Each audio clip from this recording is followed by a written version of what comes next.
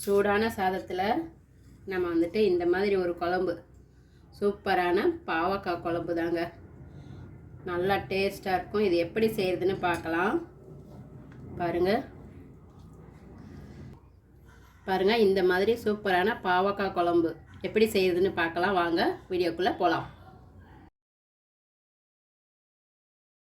வணக்கம் நண்பர்களே, லக்ஷ்மி சமையலுக்கு உங்களை அன்போடு வரவேற்கிறேன்.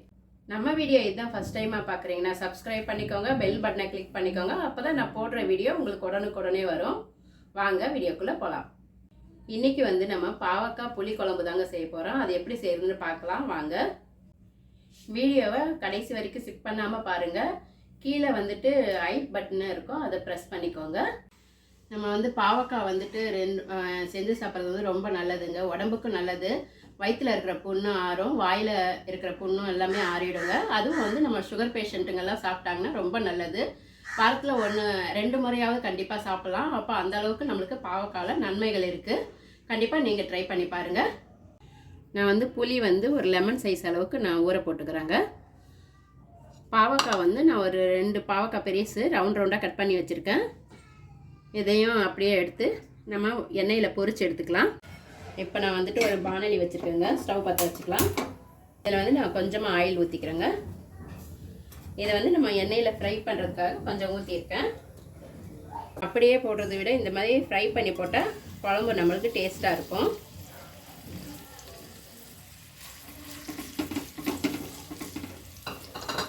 இதை நல்லா நம்ம வதக்கிக்கலாம். இதை நம்மளுக்கு கொஞ்ச நேரம் இதிலே இந்த எண்ணெயிலே நல்லா ஃப்ரை பண்ணிக்கலாங்க.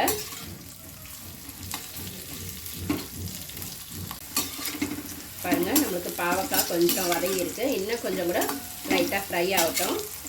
அப்போ இன்னும் நல்லாயிருக்கும் உங்களுக்கு குழம்பு செய்கிறதுக்கு.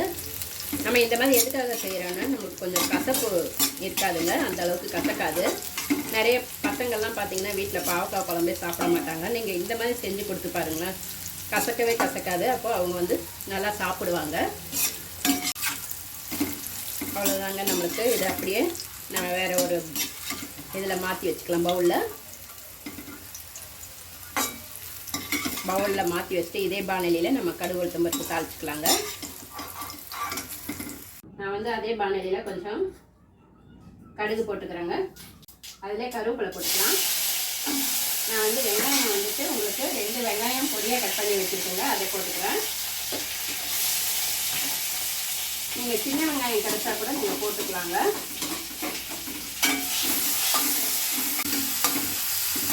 இந்த வெங்காயம் கொஞ்சம் நல்லா வதங்கினது நம்ம தக்காளி நான் 2 கட் பண்ணி வச்சுருக்கேங்க பொடியை, அதையும் நம்ம இதில் சேர்த்து வதக்கிக்கலாம். இப்போ தக்காளியும் அதில் சேர்த்துக்கிறேன். இது நம்மளுக்கு ரொம்ப ஈஸியாக சிம்பிளாக பண்ணிடலாங்க. ஆனால் காரக்குழம்பு பாவக்காய் போட்டு டேஸ்ட்டாக இருக்கும், ரொம்பவே நல்லா இருக்குங்க.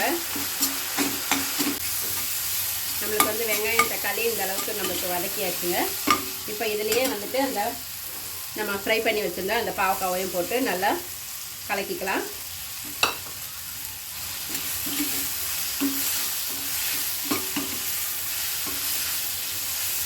கொஞ்சமாக மஞ்சத்தூள் போட்டுக்கலாங்க. இதை நல்லா கலந்து விட்டுட்டு கொஞ்சம்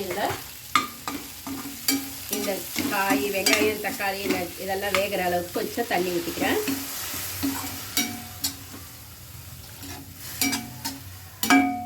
இதை அப்படியே நம்ம மூடி வச்சிடலாங்க. கொஞ்சம் வேகட்டும்.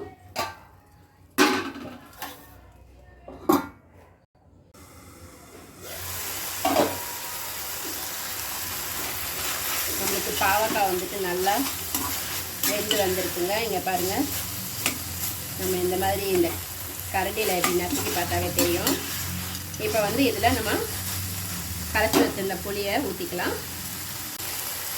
புளி கொஞ்சமாக நம்மளுக்கு எவ்வளோ தேவையோ அவ்வளோ ஊற்றிக்கலாங்க.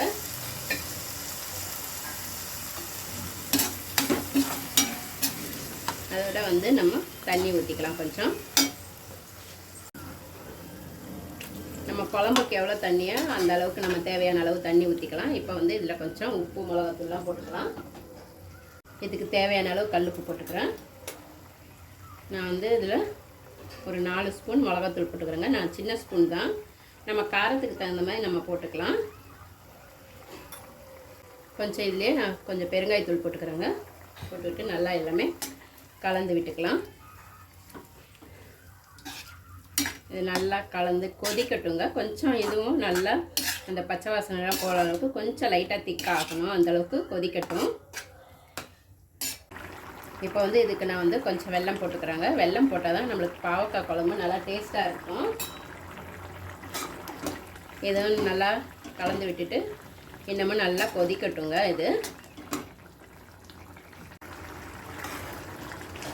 பார்த்திங்கன்னா ரொம்ப சூப்பராக பாவக்காய் குழம்பு ரெடி ஆயிடுச்சுங்க.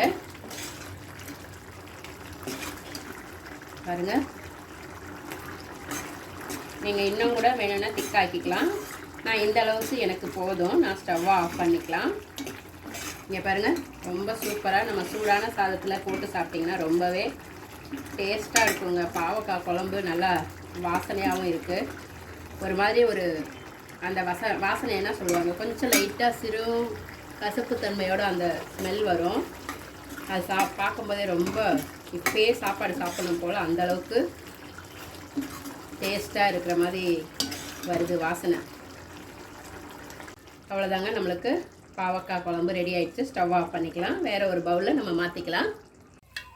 நம்ம இந்த மாதிரி சூடான சாதத்தில் போட்டு பிசைஞ்சு சாப்பிட்டு பார்க்கலாம் எப்படி இருக்குன்னு. இந்த மாதிரி நம்ம சூடான சாதத்தில் நம்ம செஞ்ச பாவக்காய் குழம்பு எப்படி இருக்குன்னு பார்க்கலாம். கொஞ்சம் கூட கசப்பாக இல்லைங்க. நீங்கள் வந்து கண்டிப்பாக ட்ரை பண்ணி பாருங்கள். வீட்டில் இருக்கிற பசங்க கூட கண்டிப்பாக சாப்பிடுவாங்க. எல்லாருமே இது விரும்பி சாப்பிடுவாங்க. ஏன்னா நம்ம வந்து பெரியவங்களுக்கெல்லாம் பாவக்காய் வந்து செஞ்சு கொடுத்தா ரொம்பவே உடம்புக்கு நல்லதுங்க. வாரத்தில் 1-2 முறை நீங்கள் இந்த மாதிரி செஞ்சு கொடுங்க. நம்மளுக்கு வந்து பாவக்காய் குழம்பு ரொம்ப சூப்பராகவே ரெடி ஆயிடுச்சுங்க. நீங்களும் உங்கள் வீட்டில் கண்டிப்பாக ட்ரை பண்ணி பார்த்துட்டு எப்படி இருந்ததுன்னு கமெண்ட்டில் சொல்லுங்கள். அடுத்த வீடியோவில் வேறு ஒரு டிஷ்ஷோடு சந்திக்கிறேன். நன்றி, வணக்கம்.